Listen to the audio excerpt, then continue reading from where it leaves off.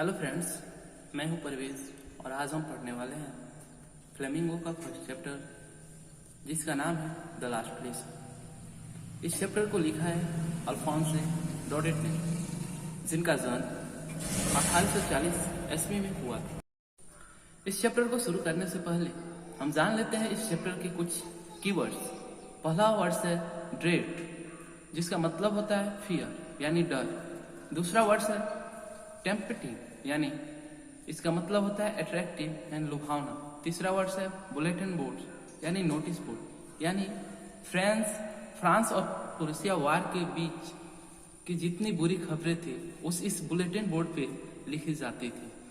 चौथा वर्ड्स है out of breath यानी गैस्पिंग फॉर ब्रेथ यानी हाफते हुए। पांचवा वर्ड्स है बसर यानी शोर यानी नॉइज करना। छठा वर्ड्स है प्रिटेंड यानी दावा क्लेम करना।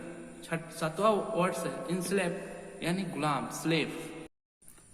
ये उन दिनों की बात है जब फ्रांस और प्रूसिया के बीच वार छिड़ा था, जिसमें फ्रांस प्रूसिया से हार जाता है और कोई देश किसी देश पे कब्जा करता है तो उसके सर्वप्रथम उसकी भाषा लैंग्वेज को ही निशाना बनाता है और उस पे अपना भाषा लागू करता है। एक छोटा सा बच्चा जिसका नाम फ्रेंच होता है, फ्रेंच स्कूल से भागकर सारा दिन बगीचे में बिताता है पक्षियों को देखने में।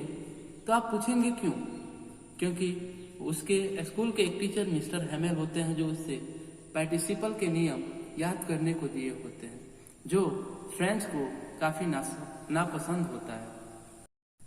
लेकिन एक रोज फ्रेंच स्कूल के लिए निकलता है। रास्ते में उसे पक्षियों की चहचहाहट और पास में सैनिक ड्रिल कर रहे होते हैं। इन सारी चीजों को देखकर उसका मन उसके तरफ आकर्षित होता है, लेकिन वह अपने मन पे काबू पाते हुए स्कूल की तरफ जल्दी जल्दी चलता है। जब वह टाउन हॉल के पास से गुजरता है तो वहां पे भीड़ लगी हुई होती है। वहां पे बुलेटिन बोर्ड टंगा होता है। उस पे फ्रांस और प्रूसिया वार के बीच ये सारी बुरी खबरें उसी बुलेटिन बोर्ड से आती थी। जब वह स्कूल में पहुंचता है तो उसे किसी प्रकार की आवाज नहीं सुनाई दे रही होती है। ऐसा मालूम हो रहा था कि उस दिन रविवार है। वह छुपते हुए खिड़की के पास जाकर खड़ा हो जाता है। उसके सारे दोस्त अपने अपने स्थान पर बैठे होते हैं और मिस्टर हेमेल अपना भयंकर लोहे का स्टिक लिए हुए इधर उधर घूमते रहते हैं। तभी मिस्टर हेमेल फ्रेंच को बोलते हैं कि नन्हे फ्रेंच, शीघ्रता से अपने स्थान पर जाकर बैठ जाओ, हम तुम्हारे बिना ही पाठ आरंभ कर रहे थे।